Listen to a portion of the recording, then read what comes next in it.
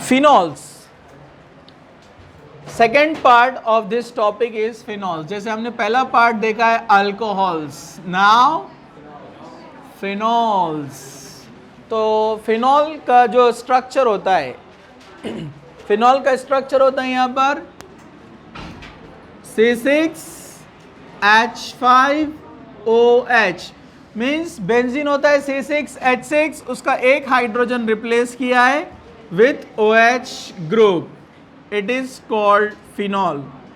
Fin Greek word से आया है, फिन मीन्स बेंजीन, और उसको लगा दिया OL, तो ये बन गया है फिनॉल। फिनॉल को हम कह सकते हैं benzenol, benzene and OL, OL for OH group, hydroxy group, okay. तो हम इसको कह सकते हैं बेंजीनॉल। तो phenol means benzenol, hydroxy benzene, okay. But due to the presence of this linkage,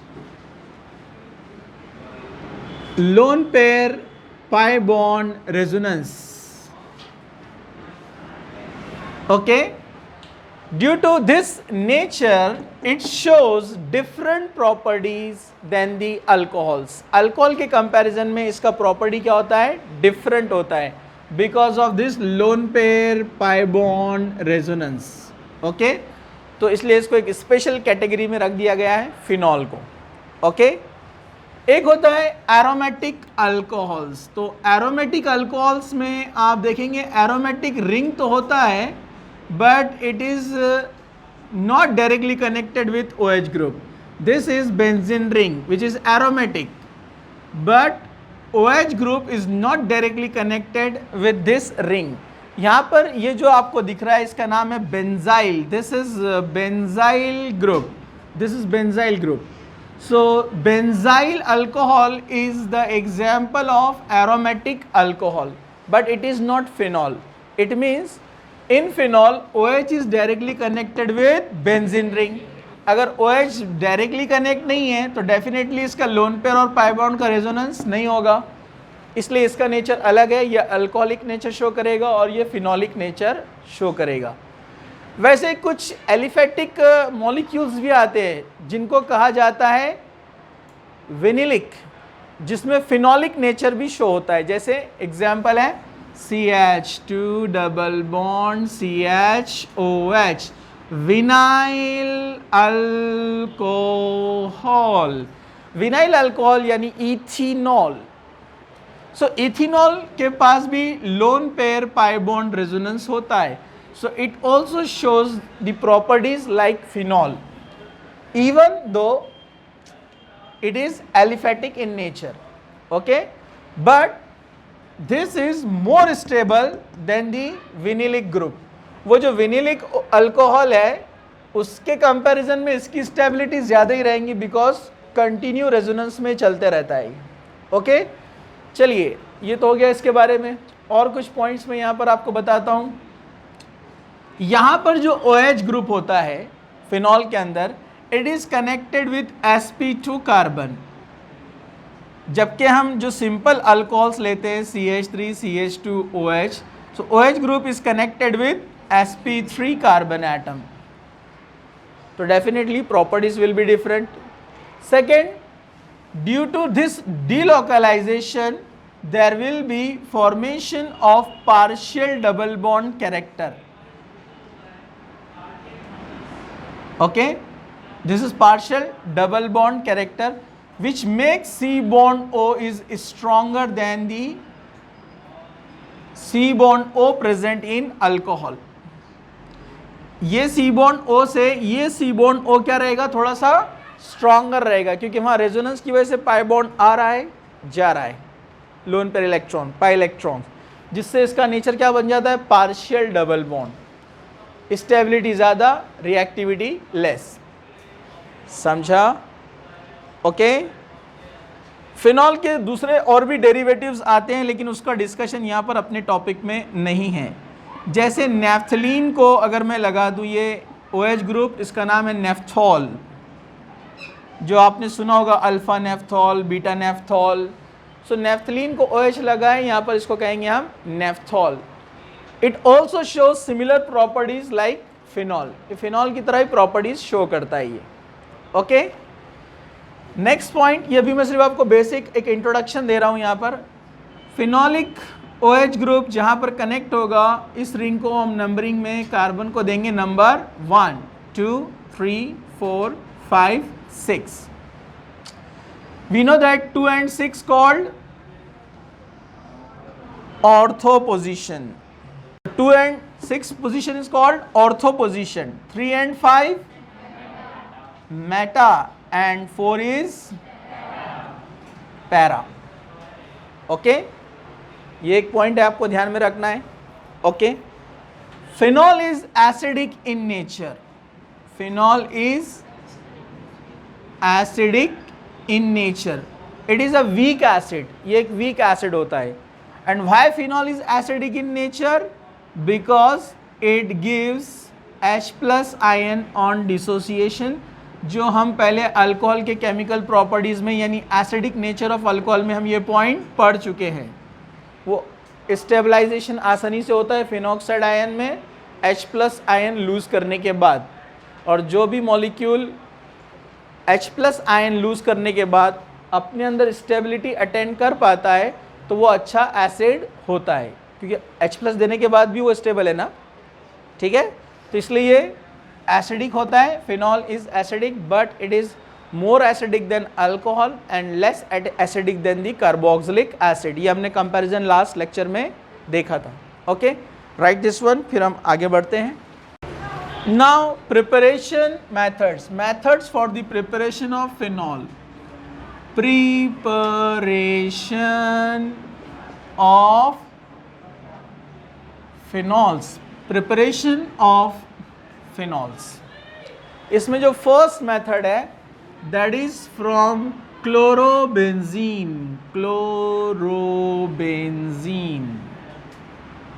from chlorobenzene. Okay, chlorobenzene C6H5Cl, this is chlorobenzene, ये होता है क्लोरोबेंजीन।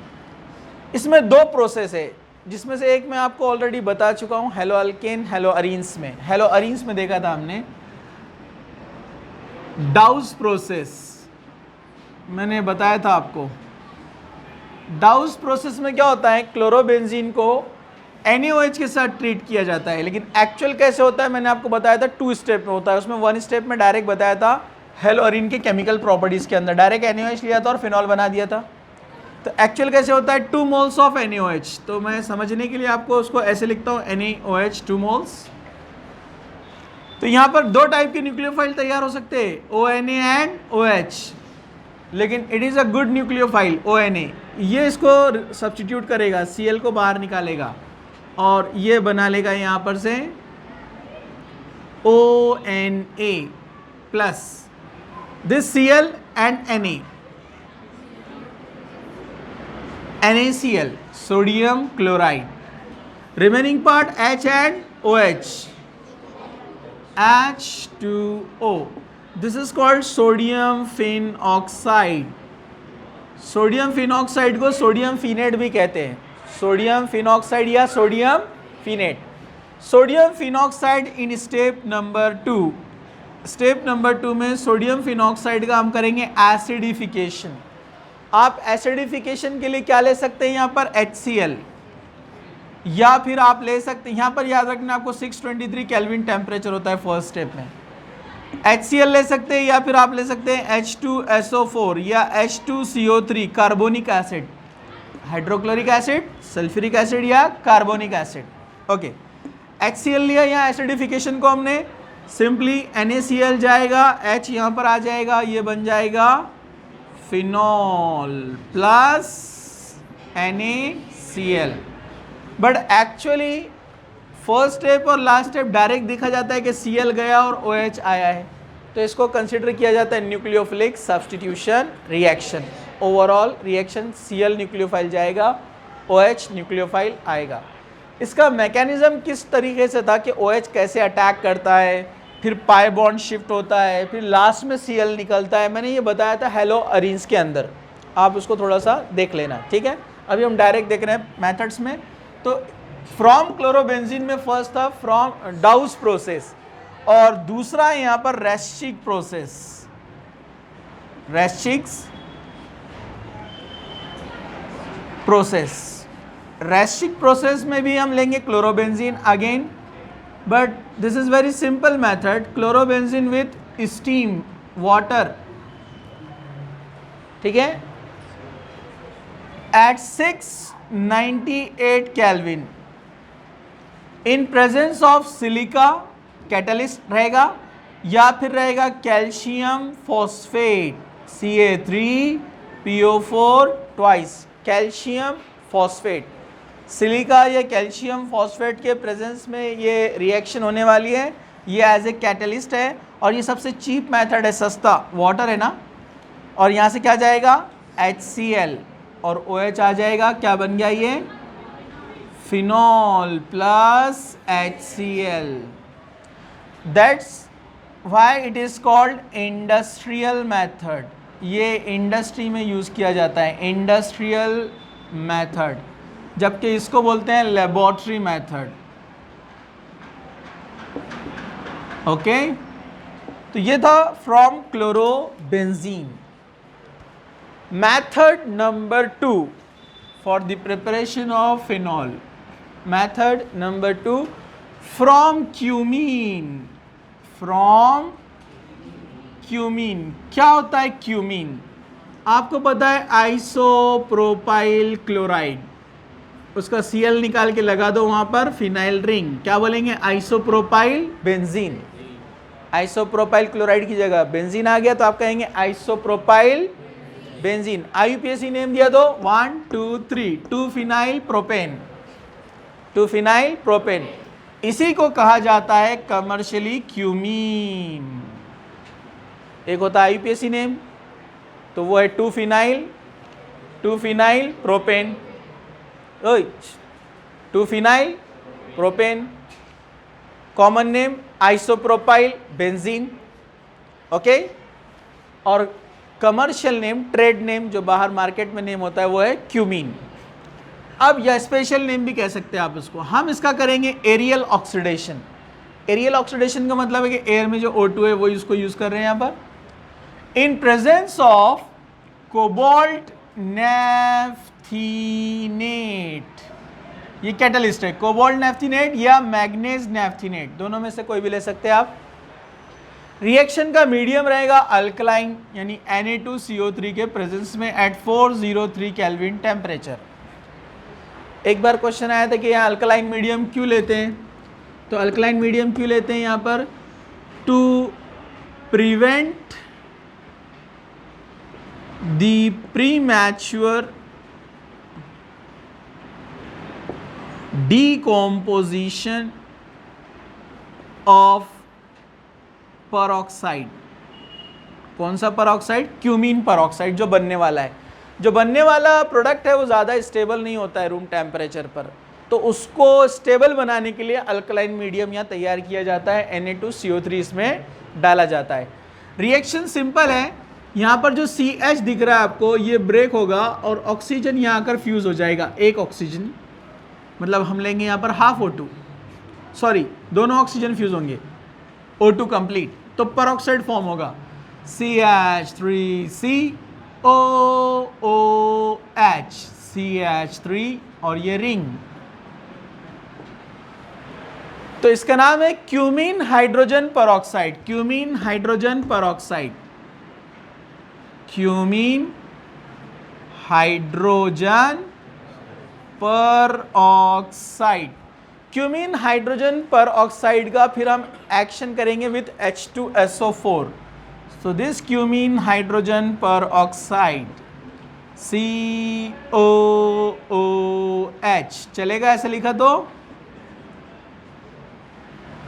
H2SO4 के प्रेजेंस में इसका डिकॉम्पोजिशन होगा, और जब इसका डिकॉम्पोजिशन होता है तो क्या होता है, जरा यहां पर ध्यान से देखिए,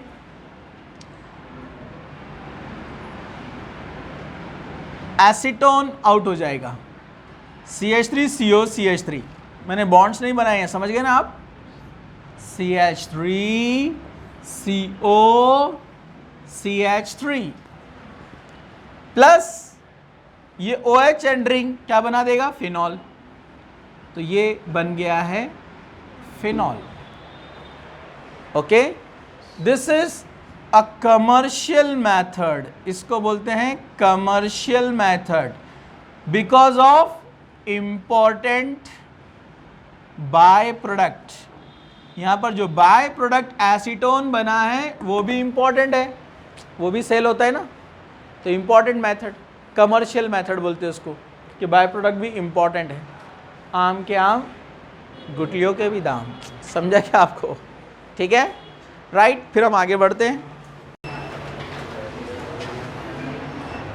third method, see here, third method for the preparation of phenol from aniline, from aniline, आगे ये नाइट्रोजन में रिपीट होगा, ठीक है। फ्रॉम एनिलीन, इसको हम कहते हैं diazotization. Why it is called diazotization मैं आपको बताता हूं। सी हियर, अभी जरा ध्यान से देखो। एनिलीन मीन्स अमाइनो बेंजीन, मतलब बेंजीन रिंग को लगा है अमाइनो ग्रुप यानी NH2 group, this is aniline. इसका स्पेशल नेम है एनिलीन, इसको कहते हैं amino benzene. Okay, phenyl amine, phenyl amine common name, amino benzene IUPAC name, aniline special name. वैसे स्पेशल नेम को IUPAC में भी यूज किया जाता है, कॉमन में भी यूज किया जाता है। ओके, यहां पर एग्जाम में डायरेक्ट लिखा हुआ आता है NaNO2 प्लस HCl।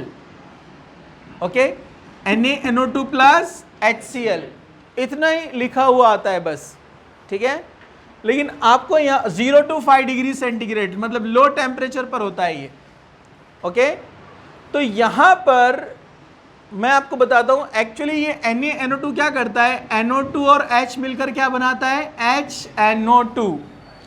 HNO2 को मैं लिखता हूं ऐसे, HONO, देखो HNO2, इसको कहते हैं नाइट्रस एसिड। तो कभी कभी लिखा हुआ आता है एक्शन ऑफ नाइट्रस एसिड या hydrogen nitrite, hydrogen nitrite. Okay, nitro नहीं है, नाइट्राइट है। ओके, ये होता है नाइट्राइट और ये होता है नाइट्रो, फंक्शनल आइसोमर्स बताया था ना मैंने आपको, नाइट्रो और नाइट्राइट। मतलब यहाँ पर जो H है या R है वो O से कनेक्ट है, यहाँ पर H या R किससे, N से कनेक्ट है। ओके, हाइड्रोजन नाइट्राइट एग्जाम में डायरेक्ट ऐसा आता है, ये नहीं आता है। एक्सेस में लिया है HCl बैलेंस करने के लिए, कंप्लीट बता रहा हूँ मैं यहाँ पर, जरा ध्यान से देखो। Benzene ring, this nitrogen and this Cl, ये बनाएगा benzene diazonium chloride. This is benzene ring, nitrogen 1, nitrogen 2 and this Cl। Nitrogen 3 bond बनाता है, लोन पेयर यूज किया है कोऑर्डिनेट बॉन्ड बनाने के लिए, इसलिए प्लस चार्ज है ना, यूजुअली 3 बॉन्ड बनाता है। तो ये बन गया बेंजीन। डाई मतलब दो, नाइट्रोजन मतलब azo, nitrogen means azo, diazo, di azo मतलब दो नाइट्रोजन, प्लस चार्ज है इसलिए diazonium chloride, benzene diazonium chloride. Plus remaining part देखिए यहाँ पर क्या क्या है, ये 2 हाइड्रोजन, ये 1 हाइड्रोजन, कितने हो गए 3 हाइड्रोजन, ये 1 हाइड्रोजन, कितने हो गए 4 हाइड्रोजन, और ऑक्सीजन 2, मतलब 2H2O। Now this benzene diazonium chloride in second step will give phenol minus plus, ये माइनस चार्ज आएगा इसके ऊपर। ओके, यहां पर हम इसको रिएक्ट करते हैं विथ यस H2O, क्या होगा, HCl जाएगा, N2 उड़ जाएगा, OH यहां पर क्या बन गया है, फिनॉल। सेम रिएक्शन हमने पढ़ा था यहां पर, कहां पर, हेलो अरीन्स के अंदर, याद है आपको, HCl और ये N2 लिबरेट हो गया। कि हमने ये देखा था बेंजीन डाइजोनियम क्लोराइड से हम क्लोरोबेंजीन बना सकते हैं HCl ऐड करके, ब्रोमोबेंजीन बना सकते हैं HBr ऐड करके, जैसे OH की जगह BrCl आएंगे, याद है क्या आपको? बेंजीन भी बनाया था उसमें हमने, नाइट्रोबेंजीन भी बनाया था, वो सारे रिएक्शन रिवाइज करो आप, ठीक है। ओके, तो ये बन गया है from aniline by diazotisation method. इसका एप्लीकेशन भी एक है, अगर HCl की जगह H2SO4 यूज़ किया तो रिएक्शन सेम, जैसे HCl क्या दे रहा है यहाँ पर, एक हाइड्रोजन, वैसे H2SO4 भी एक हाइड्रोजन देगा, तो रिमेनिंग पार्ट क्या रहेगा? अगर H2SO4 ने एक हाइड्रोजन दिया तो HSO4 माइनस, तो Cl की जगह पर आएगा HSO4 माइनस, HSO4 माइनस, और वापस एक H ले लेगा HSO4 माइनस, तो क्या बन जाएगा? H2SO4। जैसे HCl जा रहा है वो कौन जाएगा? H2SO4। अगर HSO4 माइनस यहां पर आए तो आप बोलेंगे बेंजीन डाइजोनियम हाइड्रोजन सल्फेट, समझा आपको? बेंजीन डाइजोनियम हाइड्रोजन सल्फेट, तो वो उसका एप्लीकेशन हो सकता है, आ सकता है, नो प्रॉब्लम। ओके, अब यहां पर हम आगे बढ़ते हैं, मेथड नंबर 4, लास्ट मेथड है, सी हियर। उसके अलावा कुछ और भी बताऊंगा मैं आपको, अभी देखिए यहां पर, from benzene sulphonic acid, from benzene sulphonic acid, ये 3 स्टेप में होता है लेकिन सिंपल है। Step number 1, neutralisation. न्यूट्रलाइजेशन किसके बीच में होता है? Acid and base. ये है benzene sulphonic acid SO3H, benzene sulphonic acid. Benzene sulphonic acid कैसे बनता है मैं यहां पर बताता हूं, थोड़ा आपको क्लियर नजर आएगा। SO3H, ये है benzene sulphonic acid, benzene sulphonic acid, benzene sulphonic acid with NaOH, acid base neutralisation, acid H loss करता है और बेस OH लॉस करता है, माइनस H2O, मतलब यहां पर क्या आ जाएगा? Benzene SO3Na, sodium benzene sulphonate, sodium benzene sulphonate, SO4 sulphate, SO3 sulphonate, so benzene sodium sulphonate, step number 1। Step number 2 is fusion, it is called fusion. ये जो तैयार हुआ है सल्फोनेट लेंगे हम यहां पर, sodium benzene sulfonate, again 1 mole of NaOH, 2 moles लेंगे, 2 मोल्स ऑफ NaOH। देता नहीं है एग्जाम अपने को स्टेप्स में, कभी फाइंड करने के लिए आया तो आपको याद रखना है। 2 moles of NaOH at 537 kelvin, 537 kelvin पर NaOH के साथ में इसका ट्रीटमेंट होगा। This reaction is similar to the first step of Dow's process, Dow's process का सेम है फर्स्ट। देखो वहां पर भी 2 NaOH यूज किया था, किया ना हमने? हाँ, इसको बनाया था हमने न्यूक्लियोफाइल, राइट है। यहाँ Cl था, Cl गया था Na के साथ, यहाँ पर Na के साथ जाएगा ये कंप्लीट ग्रुप, यानी Na2SO3, और ये OH और H, H2O, बरोबर है। ONA यहाँ पर आ गया तो क्या बनेगा? सोडियम फिनॉक्साइड, याद है क्या? सोडियम फिनॉक्साइड, इसको क्या बोलते हैं हम? Sodium phenate. Dow's process first step, okay. Remaining part HOH क्या बना? H2O, ये NaSO3, Na2SO3, SO3 बोले sulphonate, sodium sulphonate, okay okay. Sodium sulphide भी बोलते हैं इसको, सल्फाइट, ड नहीं है, सल्फर रहा तो सल्फाइड, ओके। SO3 सल्फाइट या sulfonate, SO4 sulphate.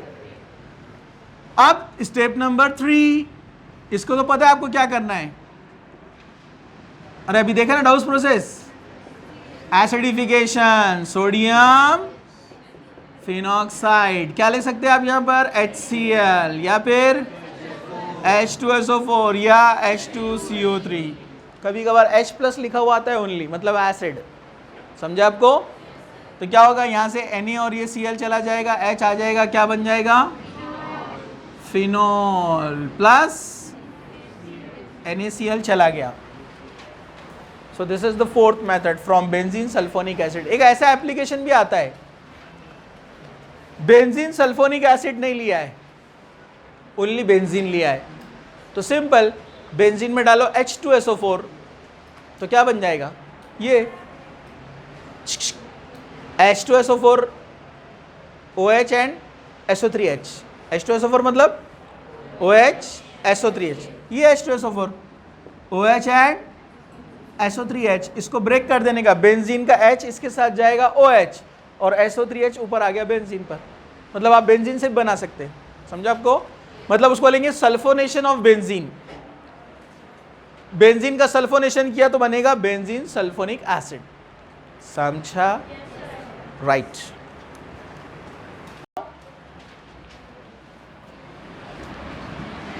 Chemical properties, chemical reactions of phenol, chemical properties, chemical reactions। तो सबसे पहले यहाँ पर हम देखते हैं फिनॉल के थोड़ा सा नेचर के बारे में, जो हम एसिडिक प्रॉपर्टी में पढ़ चुके हैं वैसे ऑलरेडी, कि फिनॉल जो होता है एसिडिक होता है, ये आसानी से क्या करता है, हाइड्रोजन लॉस करता है। ऑक्सीजन का निगेटिविटी ज़्यादा है, तो जब डिसोसिएशन होगा तो दोनों इलेक्ट्रॉन कौन रख लेगा, ऑक्सीजन, और ऑक्सीजन जब दोनों इलेक्ट्रॉन रख लेगा तो ऑक्सीजन पे चार्ज क्या आएगा यहाँ पर, माइनस, तो हम उसको क्या बोलते हैं, फिनॉक्साइड आयन, क्या कहते हैं, phenoxide ion, by after losing H plus ion. So phenol is weakly acidic in nature. Okay, तो ये जो फिनॉक्साइड आयन यहाँ पर बना है, ये फिनॉक्साइड आयन जो है, ये फिनॉक्साइड आयन स्टेबल होता है due to resonance, due to a good donating oxygen minus. ये जो निगेटिव ऑक्सीजन दिख रहा है ना आपको, इलेक्ट्रॉन रिच, बहुत ज्यादा इलेक्ट्रॉन है उसके पास, तो ये एक अच्छा डोनेटिंग ग्रुप है, ये इलेक्ट्रॉन डोनेट करता है रिंग को, so it is a very good donating group. तो जब डोनेटिंग ग्रुप रहता है तो इलेक्ट्रॉन देता है रिंग को, तो डेफिनेटली पाई बॉन्ड इलेक्ट्रॉन इधर शिफ्ट होंगे ऑर्थो पोजीशन पर। जब ऑर्थो पोजीशन पर इलेक्ट्रॉन आ जाएंगे तो यहाँ पर चार्ज क्या आएगा, माइनस, और यहाँ पर ये लोन पेयर ने बना दिया है डबल बॉन्ड, और ये एज इट इज, अब इसने इलेक्ट्रॉन दे दिया है इसलिए चार्ज हट गया, चार्ज यहाँ आ गया क्योंकि इलेक्ट्रॉन, पाई बॉन्ड में 2 इलेक्ट्रॉन्स, ये 2 इलेक्ट्रॉन्स यहाँ पर आ गए ऑर्थो पोजीशन पर। अब ये रेजोनेंस कंटिन्यू चलेगा, lone pair pi bond resonance, तो ये लोन पेयर क्या बनाएंगे, पाई बॉन्ड, ये पेयर ऑफ इलेक्ट्रॉन बनाएंगे पाई बॉन्ड, और ये पाई बॉन्ड यहाँ पर बनाएंगे pair of electron eight para position. तो पैरा पोजीशन पर आ गए ये 2 इलेक्ट्रॉन माइनस चार्ज के साथ में, ये बन गया डबल बॉन्ड, ये डबल बॉन्ड, ये O, और ये बन गया एज इट इज। फिर ये इलेक्ट्रॉन इस पाई के बॉन्ड के साथ जो है रेजोनेंस करेंगे, और ये यहाँ पर फिर अगेन आ गया ऑर्थो पोजीशन पे 2 इलेक्ट्रॉन माइनस चार्ज, ये इलेक्ट्रॉन बन गए पाई बॉन्ड, ये पाई बॉन्ड, ये पाई बॉन्ड, और ये एज इट इज, और ये इलेक्ट्रॉन इधर मूव होगा, फिर कंटिन्यू अपने को प्रीवियस स्ट्रक्चर मिल जाएगा, और ये रेजोनेंस कंटिन्यू चलता रहेगा। एक्चुअली इलेक्ट्रॉन कंटिन्यू मूवमेंट में रहते हैं ये डिलोकलाइजेशन में, लेकिन यहाँ पर इलेक्ट्रॉन का मूवमेंट जब होता है तो यहाँ इलेक्ट्रॉन का टाइम ज़्यादा रहता है, इसलिए हम बोलते हैं इलेक्ट्रॉन डेंसिटी ज़्यादा है, मतलब इलेक्ट्रॉन यहाँ पर आए ऐसे रुके फिर फास्ट, लेकिन वो बहुत स्पीड से होता है प्रोसेस। लेकिन अब इलेक्ट्रॉन डेंसिटी यहाँ ज़्यादा है, अपने को कैसे पता चली, एक्चुअली साइंटिस्ट क्या बोलते हैं, जो फिनॉक्साइड आयन है अगर हम उनका रिएक्शन करेंगे, तो अगर इलेक्ट्रोफिलिक रिएक्शन अगर हम करते हैं इसका फिनॉक्साइड आयन का, तो अपने को रिजल्ट क्या मिलता है, रिजल्ट ये मिलता है कि जो इलेक्ट्रोफाइल है, इलेक्ट्रोफाइल मतलब NO2 plus, SO3H plus, Cl plus, CH3 plus, जितने भी इलेक्ट्रोफाइल है, तो अपने को रिजल्ट में प्रोडक्ट यहाँ मिलता है, रिजल्ट में अपने को प्रोडक्ट मिलता है कि भाई ये तो एज इट इज है, यहाँ पर इलेक्ट्रोफाइल या तो यहाँ पर आएगा ऑर्थो पर, या फिर कहाँ पर आएगा, पैरा पर। अब इलेक्ट्रोफाइल जहां पर आया है, मतलब पॉसिबिलिटी है कि वहां पर इलेक्ट्रॉन डेंसिटी ज्यादा थी, वहां इलेक्ट्रॉन डेंसिटी ज्यादा थी, तभी तो इलेक्ट्रोफाइल वहां पर आया ना। तो इस रिजल्ट के बिना पर साइंटिस्ट कहते हैं कि इलेक्ट्रॉन डेंसिटी ऑर्थो पैरा पर ज्यादा है, इसलिए रेजोनेंस इस तरह से शो किया जाता है, क्योंकि रिजल्ट्स ऐसे मिलते हैं। समझा आपको कि भाई इलेक्ट्रोफाइल तो आ रहा है ऑर्थो पैरा पर, इसका मतलब इलेक्ट्रॉन डेंसिटी कहाँ ज्यादा थी, ऑर्थो पैरा पर। फिर उसको लॉजिकली हाइपोथेटिकली साइंटिस्ट ने बताया कि रेजोनेंस इस तरह से होना चाहिए। तो ये हाइपोथेटिकल होता है, किसी ने देखा नहीं इसको। समझा आपको? ठीक है, तो इसको आप फटाफट लिखेंगे, फिर हम आगे जाएंगे।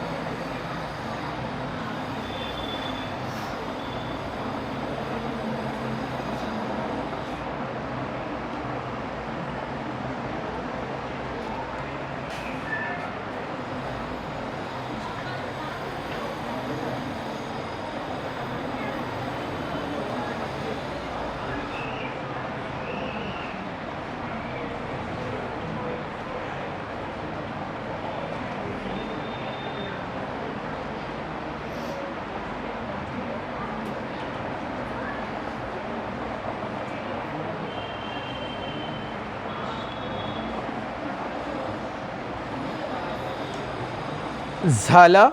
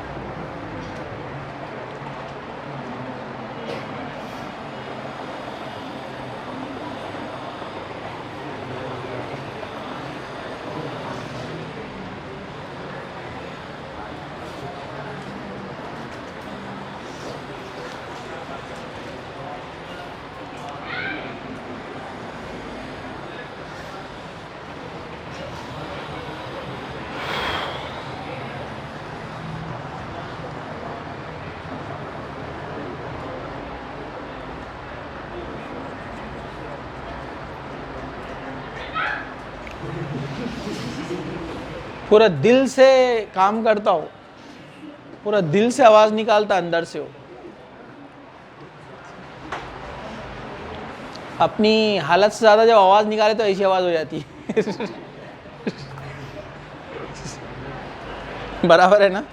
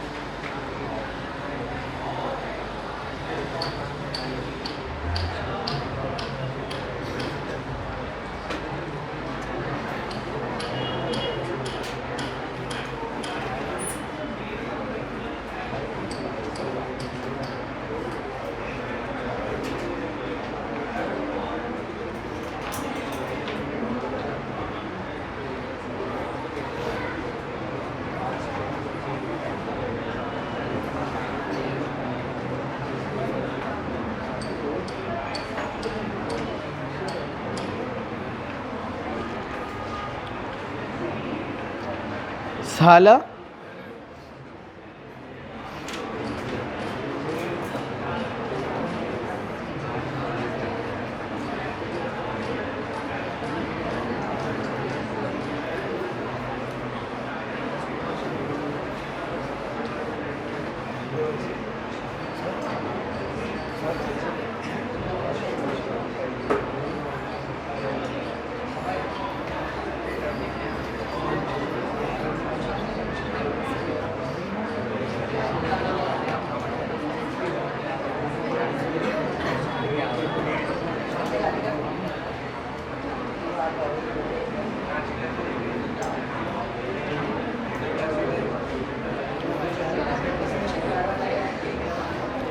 झालं.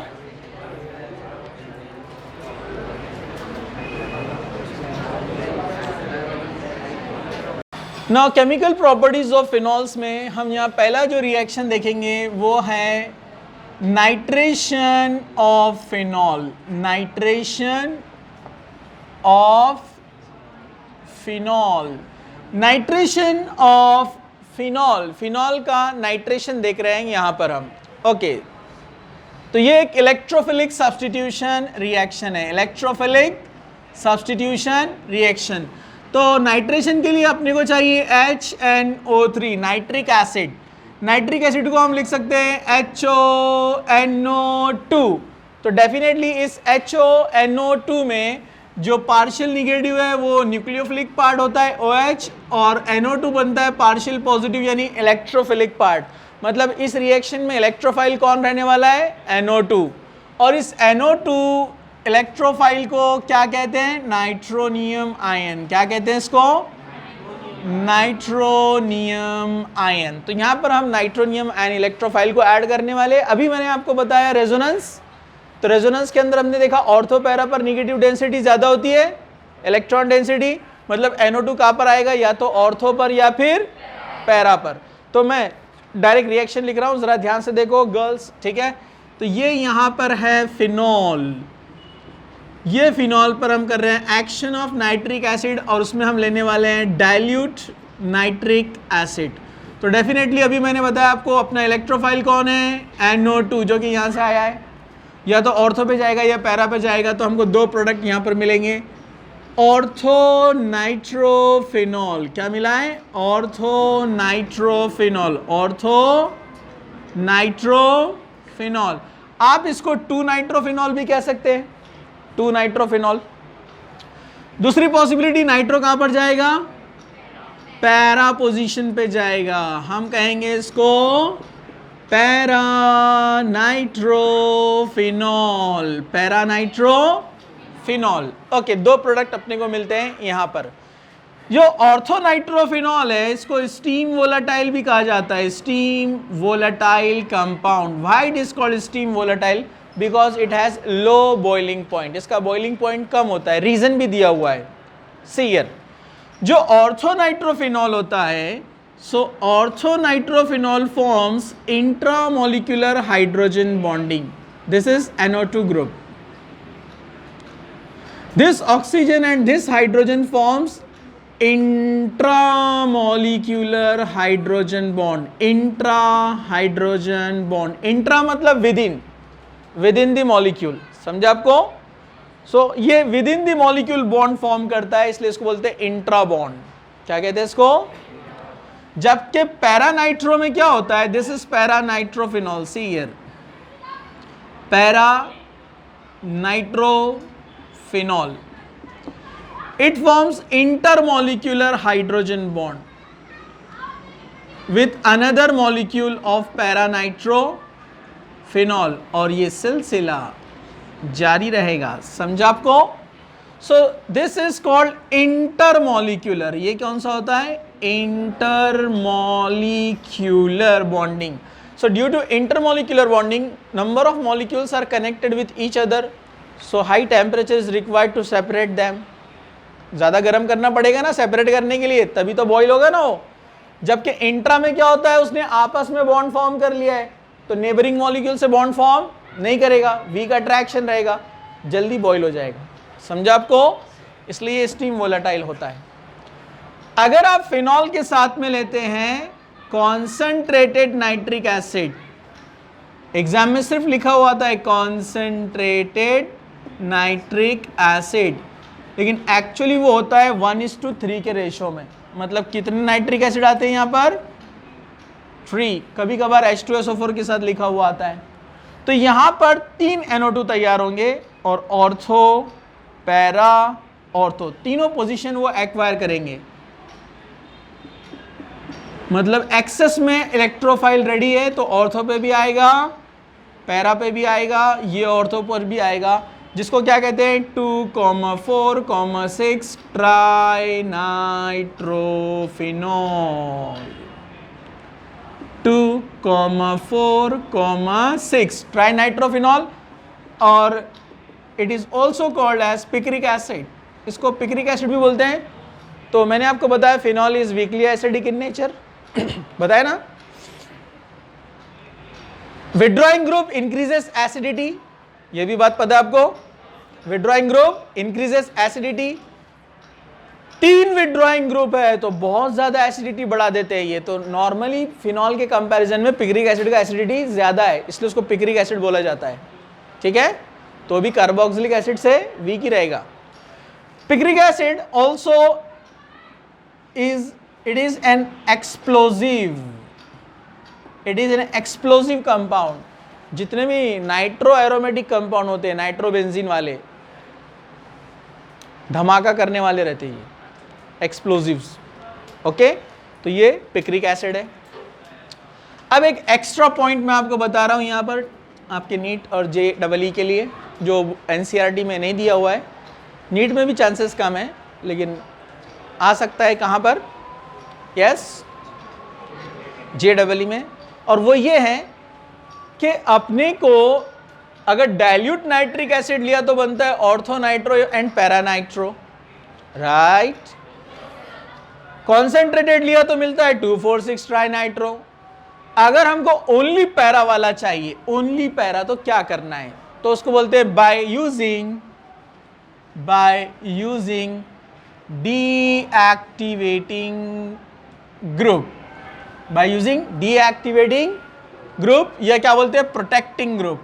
क्या बोलते हैं उसको, हम एक कोई प्रोटेक्टिंग ग्रुप या डीएक्टिवेटिंग ग्रुप में कन्वर्ट करेंगे फिनॉल के OH को, जिससे वो सिर्फ पैरा पर रिएक्शन देता है। कैसे, देखो यहां पर हम रिएक्शन करेंगे फिनॉल का विथ एसिटिक अनहाइड्राइड। किसके साथ करेंगे, एसिटिक अनहाइड्राइड। तो ये रिएक्शन तो मैंने आपको बताया, एसिटाइलेशन होता है। एसिटाइलेशन देखा है ना हमने उसको सैलिसिलिक एसिड के अंदर। तो यहां पर से ये एसिटिल ग्रुप H को रिप्लेस कर देगा, CH3COOH गया, COCH3 यहां पर आ गया, तो ये बन जाएगा रिंग। और ये कौन है, O, यहां कौन आया, COCH3 plus CH3COOH, acetic acid चला गया। Now this is not phenol, अब ये फिनॉल नहीं है, अब ये कौन है, यहां पर ईथर, ये ईस्टर ग्रुप फॉर्म किया, देखिए CH3COO, फिनाइल एसीटेट, दिखा CH3COO क्या होता है, एसीटेट, फिनाइल एसीटेट।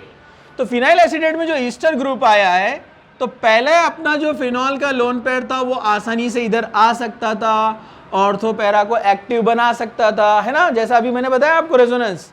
लेकिन जब ये ग्रुप आ जाता है तो प्रॉब्लम क्या होती है, ये लोन पेयर को रेजोनेंस के लिए इधर भी आना है और रेजोनेंस के लिए इधर भी जाना है। समझा आपको, मतलब उसको 2 रेजोनेंस मिल रहे हैं, lone pair pi bond, lone pair pi bond, इधर भी है ऊपर भी है। और मैंने आपको बताया था रेजोनेंस उस तरफ ज्यादा शिफ्ट होता है जहां पर इलेक्ट्रोनेगेटिव एटम होता है। तो यहां तो कार्बन है लेकिन यहां पर ऑक्सीजन है, तो रेजोनेंस ज्यादा किधर की तरफ शिफ्ट होगा, ऊपर की तरफ। पहले वाले रेजोनेंस में क्या होता था, अपने को ऑर्थो पर और पैरा पर, उसमें भी पैरा पर ज्यादा इफेक्ट होता था, मैंने बताया आपको पहले। ऑर्थो पर ऑलरेडी कम था इफेक्ट और पैरा पर ज्यादा।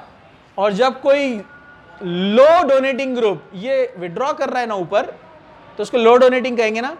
जब कोई लो डोनेटिंग ग्रुप आता है तो पहले से ऑर्थो वीक था और वीक हो जाएगा, इसलिए ऑर्थो पर सब्स्टिट्यूशन नहीं होगा। फिर जब आप इसमें डालेंगे नाइट्रिक एसिड HNO3, यानी जो इलेक्ट्रोफाइल तैयार होगा वो सिर्फ कहां जाएगा, पैरा पर जाएगा। ऑर्थो पर क्यों नहीं गया, क्योंकि वो प्रोटेक्टिंग ग्रुप ने आकर उसको क्या कर दिया, डीएक्टिवेट। समझा, क्योंकि रेजोनेंस इस तरफ ज्यादा शिफ्ट हो रहा है, इसलिए ऑर्थो को चांस नहीं मिलेगा। अब आप बोलेंगे ठीक है नाइट्रो तो ला लिए पैरा पर, लेकिन फिनॉल थोड़ी बनाइए, तो हम इस ईस्टर पार्ट को वापस से फिनॉल बना सकते हैं by acidification, means by adding HCl। इसको वापस से Cl दे दिया तो क्या बन जाएगा, CH3COCl, एसिटिल क्लोराइड। H वापस आ गया, बन गया फिनॉल। मतलब काम पुड़ता बेचारे को यूज करे और अब उसको भगा दिए। समझा क्या? समझा क्या? मतलब थोड़ी देर के लिए OH एक अच्छा डोनेटिंग ग्रुप था, उसको बहका कर क्या बना दिए? ईस्टर, जिससे वो क्या बन गया? वीक डोनेटिंग, जिससे सिर्फ पैरा पर रिएक्शन हुआ। जब पैरा पर रिएक्शन कंप्लीट हो गया, ईस्टर को वापस से कन्वर्ट कर दिए फिनोलिक OH में। समझे आपको? तो इसको बोलते हैं प्रोटेक्टिंग ग्रुप, जिसने आकर वीक किया, यानी रोका ऑर्थो पे रिएक्शन को। समझा? तो ये एक्स्ट्रा पार्ट है, राइट? फिर हम आगे जाते हैं। Bromination, bromination of phenol, bromination of phenol. Phenol का ब्रोमिनेशन सेम होगा जैसे नाइट्रेशन हुआ है। तो हमने नाइट्रेशन के लिए नाइट्रिक एसिड लिया था, हम यहाँ पर ब्रोमिनेशन के लिए लेने वाले हैं bromine with carbon disulphide. Bromine with carbon disulphide. आपने लिया है Br2 in presence of CS2, carbon disulphide. Carbon disulphide is a non polar medium या non polar solvent, S double bond C double bond S, carbon disulphide. Okay, तो यहां पर जो carbon disulphide है, इसके प्रेजेंस में यहां पर क्या फॉर्म होने वाला है? सी हियर, हमको मिलेगा ortho bromo phenol plus para bromo phenol plus HBr, H from here, Br from here, HBr। ये 1 मोल है और ये पूरा मिलाकर 1 मोल होता है। ये तो पता है ना आपको मोल कंसेप्ट। ये बनेगा मेजर, क्योंकि पैरा पे मैंने आपको कहा ना ज्यादा मिलता है, और ये माइनर। तो पैरा ब्रोमोफेनॉल, ऑर्थो ब्रोमोफेनॉल। सेम अगर हम यहाँ पर थोड़ा सा रिएजेंट में चेंज लाते हैं, जैसे वहाँ पर कॉन्सेंट्रेटेड नाइट्रिक एसिड यूज़ किया था, अगर हम यहाँ पर यूज़ करते हैं ब्रोमीन वाटर, तो ब्रोमीन वाटर जब हम यहाँ पर यूज़ करेंगे तो आपको 1:3 के रेशो में यहाँ पर इसको लिखना है। एग्जाम में आपको देता नहीं है ऐसा, सिर्फ यहाँ पर लिखा हुआ था H2O, तो समझ जाना ब्रोमीन वाटर है, वो सिर्फ देगा Br2 एंड H2O। तो ब्रोमीन वाटर जब आएगा आपको लेना है 1:3 के रेशो में, 3 2 6, 6 Br में से क्या हो गया? यहाँ के हाइड्रोजन रिप्लेस करेंगे वो, और क्या बन जाएंगे? Try bromophenol, try bromophenol plus 3 Br, 3 hydrogen यहां से गए, बचे 3 Br, 3 HBr। Same action, protecting group अगर आपने यूज किया जैसे लास्ट मैंने आपको बताया, तो ब्रोमिनेशन का होगा ओनली पैरा पर। मतलब आप एसिटाइलेशन करेंगे पहले, तो यहाँ ईस्टर ग्रुप आ जाएगा जो कि लेस डोनेटिंग है, फिर ब्रोमिनेशन करेंगे तो ब्रोमिनेशन कहाँ पर होगा? ओनली पैरा पर। फिर उसके बाद जो ईस्टर ग्रुप है उसको वापस से फिनॉल में कन्वर्ट कर देंगे, जो मैंने आपको बताया अभी। तो ओके, तो मैं उसको रिपीट नहीं करता हूँ, यहाँ पर इसको हम ये ब्रोमिनेशन को यहाँ पर स्टॉप कर देंगे, ठीक है? तो नाइट्रेशन हुआ, ब्रोमिनेशन हुआ, नेक्स्ट है ऑक्सीडेशन, ऑक्सीडेशन ऑफ फिनॉल। तो ये रिएक्शन रिपीट हो रहा है, कोई न्यू नहीं है आपके लिए, आपको पता है। हमने ऑक्सीडेशन किया था अल्कोहल का, क्या आपको याद है? अल्कोहल का जब हमने ऑक्सीडेशन किया तो वहां पर एक हमने रिएजेंट यूज किया था K2Cr2O7, याद है आपको? तो यहां पर यूज किया Na2Cr2O7, same action. Sodium dichromate, वो पोटेशियम था ना, K2Cr2O7, Na2Cr2O7 in acidic medium, तो ये फॉर्म कर देता है इस तरह से ऑक्सीडेशन होने पर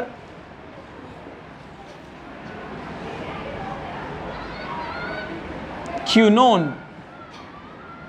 This group is called quinone. So phenol on oxidation gives quinone. Balance करना है तो आप इसको देख सकते हैं, नेसेंट ऑक्सीजन आएगा यहाँ पर। ओके, नेसेंट ऑक्सीजन आने के बाद यहाँ से एक हाइड्रोजन, यहाँ पर भी हाइड्रोजन होता है ना, ये हाइड्रोजन और ऑक्सीजन क्या बनाएगा, H2O और 1 ऑक्सीजन हियर, और इसमें रीअरेंजमेंट होगा बैलेंस करने के लिए, क्योंकि यहाँ डबल बॉन्ड है तो डेफिनेटली यहाँ का बॉन्ड इधर शिफ्ट हो जाएगा, इधर का बॉन्ड इधर शिफ्ट होगा, यहाँ से तो H निकलने वाला है अपने को पता है, वो बैलेंस हो जाएगा रीअरेंज होकर। तो क्यूनोन फॉर्म होता है by the oxidation of phenol. Okay, getting, no problem, okay right. अगर हम यहाँ पर ये फोर्थ रिएक्शन देखते हैं सिंपल वाला, तो ये है action of Zn, action of Zn, ये लिया आपने फिनॉल, फिनॉल के साथ Zn का एक्शन, हीट किया, ZnNO क्या बनाएगा, ZnO, जिंक ऑक्साइड जिसको जिंसाइड बोलते हैं, और ये बन जाएगा बेंजीन। रिडक्शन हुआ ना, रिडक्शन बोल सकते हैं हम इसको, रिमूवल ऑफ ऑक्सीजन, रिडक्शन। तो ये बेंजीन फॉर्म होता है एक्शन ऑफ Zn से। ओके, बॉडी में नेक्स्ट है फिफ्थ, फोर्थ, कोल्बेज रिएक्शन, नेम है कोल्बे। अपन ने जो पढ़ा था कोल्बेज इलेक्ट्रोलिसिस, याद है ना आपको, वो अलग, ये अलग है। कोल्बेज रिएक्शन ये इलेक्ट्रोफिलिक सब्स्टिट्यूशन रिएक्शन है फिनॉल के लिए, special for the preparation of salicylic acid, मतलब फिनॉल के ऑर्थो पोजीशन पर अपने को COOH इंट्रोड्यूस करना है, ऑर्थो पोजीशन पे, मतलब हमको कन्वर्ट करना है फिनॉल को इस तरह से। ये है फिनॉल, आप इसमें डालेंगे NaOH, कार्बन डाइऑक्साइड, तो ये बन जाएगा यहाँ पर इस तरह से OH, COOH, सैलिसिलिक एसिड। याद है केमिस्ट्री एवरीडे में देखा है ना हमने, सैलिसिलिक एसिड, या क्या बोलेंगे आप इसको, इसके ऑर्थो पर OH है ना, बेंजोइक एसिड, रिंग को जब COOH लगा रहता है तो क्या बोलते हैं हम, benzoic acid, ortho hydroxy benzoic acid, या बोलेंगे 2 हाइड्रोक्सी बेंजोइक एसिड। ओके, तो ये हो गया कोल्बेज इलेक्ट्रोलिसिस। दूसरा रिएक्शन यहां पर रहने वाला है रिमर-टीमन रिएक्शन, रिमर-टीमन रिएक्शन। इसमें हम एल्डिहाइडिक ग्रुप यानी कार्बोल्डिहाइड फॉर्मिल ग्रुप ऐड कर रहे हैं। फॉर्मिल मतलब CHO, NaOH लेना है यहां पर आपको, और CH2 CHCl3 क्लोरोफॉर्म ले सकते हैं, CH2Cl2 ले सकते हैं, और यहाँ पर एसिडिक मीडियम भी रहेगा, और यहाँ पर तैयार होगा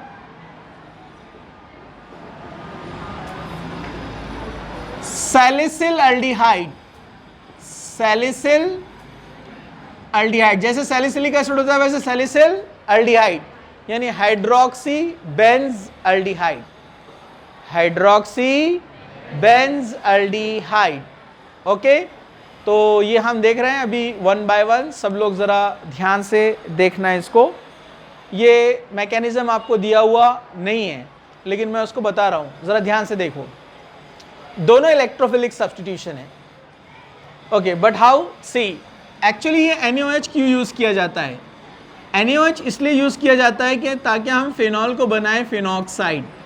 जब आप NaOH लेंगे तो यहाँ से OH और H चला जाएगा, Na आ जाएगा, क्या बन जाएगा, sodium phenoxide plus H2O। Now this is sodium phenoxide is more donating as compare to phenol, क्योंकि जब फिनॉल सोडियम फिनॉक्साइड बनता है तो अपने को पता है ये partial negative partial positive ionisation हो जाएगा अच्छे से।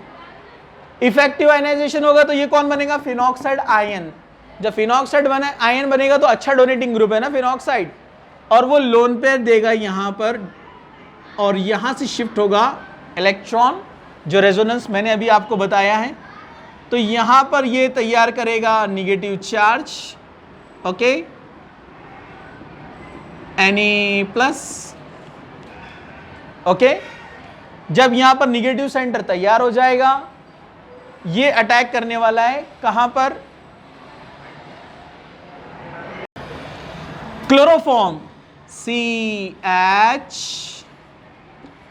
Cl3। अभी हम CHCl3 नहीं, अभी हम बना रहे हैं कौन सा, सैलिसिलिक एसिड। मतलब क्या लेना है अपने को, कार्बन डाई ऑक्साइड।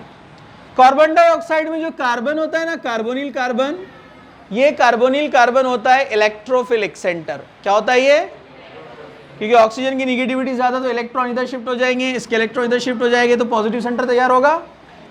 जब ये पॉजिटिव सेंटर तैयार होगा तो उस पर ये निगेटिव अटैक करेगा। तो CO2 एज ए इलेक्ट्रोफाइल आ रहा है। क्या आ रहा है वो, एज ए, जब ये इस पर अटैक करेगा तो कार्बन के 4 बॉन्ड से ज्यादा हो गए तो ये पाई बॉन्ड इधर शिफ्ट हो जाएगा। तो ये देखिए आपको इस तरह से स्ट्रक्चर मिलेगा। Na+ यहां पर घूम रहा है, ये कनेक्ट हो गया है C से, और ये O पर क्या आ गया, यहां पर माइनस चार्ज, और ये O। गेटिंग देख लो जरा ध्यान से, ये निगेटिव सेंटर ने अटैक किया है इलेक्ट्रोफिलिक सेंटर पर, पाई बॉन्ड गया आगे, वो बन गया माइनस चार्ज। गेटिंग, यहां पर एक हाइड्रोजन होता है जिसको हम लिखते नहीं है, ये माइनस चार्ज इस हाइड्रोजन को ले लेगा। तो बोलिए क्या बनेगा, रिंग। ये कौन है, O। यहां पर कौन है, Na+, ये क्या बन गया, COOH। लेकिन हमको फिनॉल चाहिए, यहां तो Na बैठा हुआ है, जो हमने NaOH डालकर बनाया था ना उसको फिनॉक्साइड। अब क्यों बनाया था फिनॉक्साइड, ताकि वो अच्छा डोनेटिंग बने, रिएक्शन इफेक्टिवली हो, राइट। अब वापस इसको फिनॉल में कन्वर्ट करना है तो क्या डालेंगे हम, एसिडिफिकेशन, HCl डालेंगे तो क्या होगा, Cl और Na चला गया, NaCl, H आ जाएगा यहाँ पर, मतलब क्या बनेगा।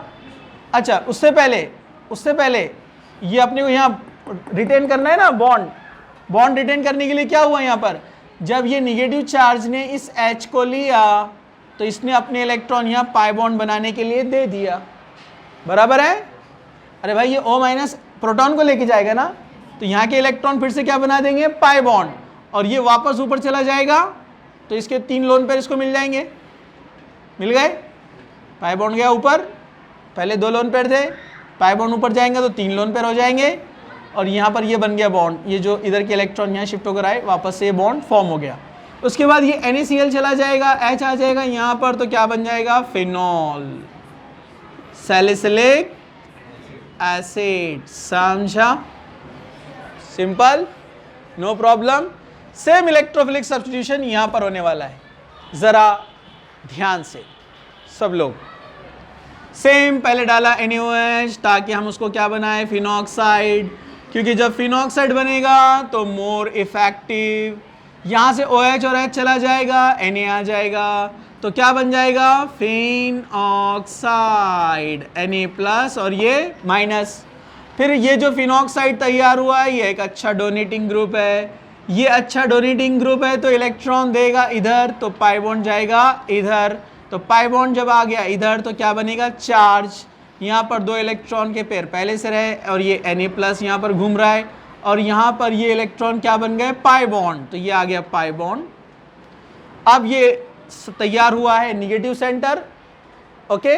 अब ये किस पर अटैक करेगा, क्लोरोफॉर्म पर, Cl Cl Cl। एक्चुअली क्या होता है यहाँ पर वो मैं आपको बताता हूँ, जरा ध्यान से देखिए। एक्चुअली होता है यहाँ पर ये क्लोरोफॉर्म एक NaOH के साथ रिएक्ट करता है, मतलब यहाँ पर एज ए क्लोरोफॉर्म नहीं आता है, ये बनता है यहाँ पर कार्बीन। मैंने शुरू में बताया था आपको, 11th में कार्बीन, 12th में आएगा, मैं आपको बताऊंगा। तो क्या होता है, NaOH का OH-, NaOH का OH-, और जो क्लोरोफॉर्म है इनका रिएक्शन होता है आपस में। ये OH क्या करता है, इस H को लेकर चला जाता है, राइट, ओके, और यहां से रिमूव होता है Cl भी रिमूव हो जाता है, और ये H2O चला जाता है, तो ये 2 इलेक्ट्रॉन कार्बन के पास रह जाएंगे, और ये 2 Cl। इसको बोलते हैं, कार्बन के पास जब 2 बॉन्डेड इलेक्ट्रॉन होते हैं और 2 नॉन बॉन्डेड इलेक्ट्रॉन होते हैं तो उसको क्या बोलते हैं, कार्बीन। क्या बोलते हैं उसको, 2 बॉन्डेड इलेक्ट्रॉन और 2 नॉन बॉन्डेड इलेक्ट्रॉन जब होते हैं तो क्या कहते हैं उसको, कार्बीन। तो ये क्लोरो के साथ आया इसलिए क्या बोलते हैं इसको, डाइक्लोरोकार्बीन। समझा। तो तो बेस का और क्लोरोफॉर्म का रिएक्शन होके तैयार होता है डाइक्लोरोकार्बीन। वो डाइक्लोरोकार्बीन यहां पर आता है एज ए इलेक्ट्रोफाइल। आप बोलेंगे इलेक्ट्रॉन है, फिर इलेक्ट्रोफाइल कैसा? वो तो इलेक्ट्रॉन रिच है। इलेक्ट्रॉन रिच नहीं है, वो न्यूट्रल है। कार्बन के पास इलेक्ट्रॉन कितने रहते हैं? 4। 1 इसके साथ शेयर किया, सेकेंड इसके साथ शेयर किया, और ये 2 4 ही है ना, तो वो इलेक्ट्रोफिलिक सेंटर ही है। दिखने में इलेक्ट्रॉन दिख रहे हैं ज्यादा, लेकिन है कौन? Electrophilic centre. उस पर अटैक करेगा कौन? ये। जब ये इस पर अटैक कर देगा तो देखिए क्या बनेगा, ये एज इट इज Na+ के साथ में इसने अटैक किया, बॉन्ड बना लिया C के साथ, उसके electron as it is carbene वाले इलेक्ट्रॉन यहां पर है। अब इलेक्ट्रॉन रिच हो गया ना ये, क्योंकि 3 बॉन्ड हो गए, 1 2 3 और एक्सेस में इलेक्ट्रॉन। समझा आपको? उसके पास इलेक्ट्रॉन कितने होना चाहिए? 4, लेकिन अब एक्सेस में हो गए ना, तो अब चार्ज क्या आएगा? माइनस। फिर वैसे ही जैसे ये O- H को लेता है ना, वैसे ये माइनस किसको करेगा? इस H को ले लेगा। जब इस H को लेगा तो यहाँ के जो बॉन्डेड इलेक्ट्रॉन है वो क्या बनाएंगे? Pi bond. ये वापस ऊपर जाएगा, बोलिए क्या बन जाएगा? ये ऐसे OH, सॉरी ये O, इलेक्ट्रॉन्स आ गए, Na+, ये बॉन्ड इसको वापस मिल गया, ये एज इट इज, ये कौन बन गया? CHCl2। क्या बनाइए? CHCl2। CHCl2 में थोड़ा सा ध्यान दो, हम इसको ऊपर एडजस्ट करना है, चलेगा? थोड़ी सी एडजस्टमेंट, जरा ध्यान से देखो। आप देख रहे हैं सब लोग? ओके। इसको हम रिएक्शन करेंगे विथ NaOH। कितने NaOH लेंगे? 2 मोल्स। 2 मोल्स ऑफ NaOH, दोनों Na दोनों Cl, क्या बनाएंगे? 2 NaCl, और दोनों OH यहां पर सब्स्टिट्यूशन करके आएंगे, क्योंकि हाइड्रोलिसिस में होता है ना, Cl जाकर OH आता है। तो देखिए ये आ गया यहां पर,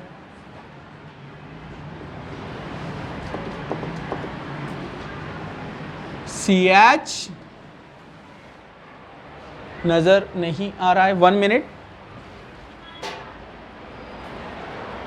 मैं इसको थोड़ा अच्छे से ही बता देता हूं आपको। ओके, यहां पर हमने क्या डाला है? यस, थोड़ा एडजस्ट करते हैं। 2 मोल्स ऑफ NaOH। NaCl चला गया, 2 OH आ जाएंगे। जब 2 OH आ जाएंगे तो क्या बन जाएगा? ये यहां पर आपको ये एज इट इज मिलेगा, Na+ यहां पर, ये कौन है यहां पर? CH, कौन आया है? OH। लेकिन जब एक कार्बन पर 2 निगेटिव ग्रुप यानी 2 OH ग्रुप आते हैं तो क्या होता है? अनस्टेबल। जब भी एक कार्बन पर 2 OH 3 OH आते हैं तो क्या होता है? अनस्टेबल। और इमीडिएट क्या रिमूव करता है वहां से? वो H2O। तो H2O निकल गया यहां से, -H2O, तो क्या बचा? CHO। क्या बचा है? ये CHO। इसको वापस फिनॉल बनाना है तो क्या डालना है? HCl, एसिडिफिकेशन, H आ गया और एल्डिहाइड तो तैयार हो गया था, बन गया सैलिसिल एल्डिहाइड। समझा आपको? तो आपको एनसीईआरटी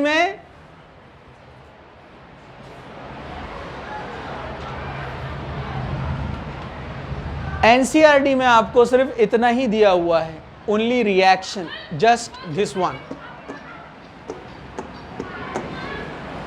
ओके, लेकिन एक्चुअल होता है ये, आपको मालूम होना चाहिए, क्योंकि कार्बीन पर क्वेश्चन आया है, इसलिए मैंने आपको बताया ये।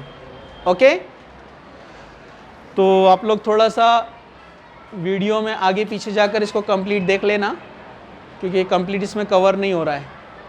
ओके, चलिए।